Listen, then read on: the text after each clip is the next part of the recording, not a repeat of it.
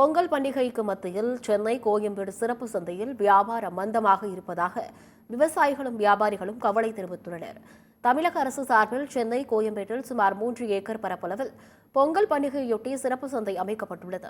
இந்த சந்தையில் தஞ்சாவூர், மதுரை, விழுப்புரம், திண்டுக்கல் என தமிழகத்தின் பல்வேறு பகுதிகளிலிருந்து கரும்பு, மஞ்சள், தென்னை ஓலை தோரணங்கள் உள்ளிட்டவை கொண்டுவரப்பட்டு விற்பனை செய்யப்படுகின்றன.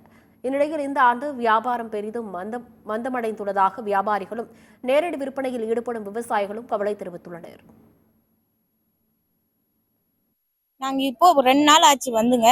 ஆனா எந்த ஒரு சமையும் விற்கல, பூவும் விற்கல, பின்னி வச்சு காஞ்சின்னு இருக்குதுதான் மிச்சம்.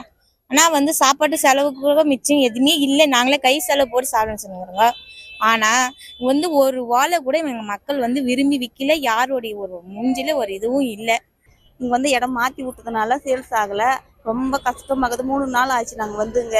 வியாபாரமே ஆகல. அதனால நாங்க மாத்த சொல்லுங்கிறோங்க. என்ன அதிகாரம் எதுவுமே எடுக்கல. பயன் பத்தமும் இல்லை, எடுக்கவும் இல்லை. அதனால நாங்க எப்படி வித்து நாங்க 2 நாளைக்குள்ள நாங்க வீட்டுக்கு போனோம். போயிட்டு நாங்க பொங்கல் செய்யணும். அதனால நீங்க ஏற்பாடு பண்ணி விட்டுனா நாங்க போயிட்டு பழைய இடத்துக்கே போட்டு வியாபாரம் செஞ்சுட்டு வீட்டுக்கு போயிடுறோங்க. இங்க ஒரே விலை இல்லை.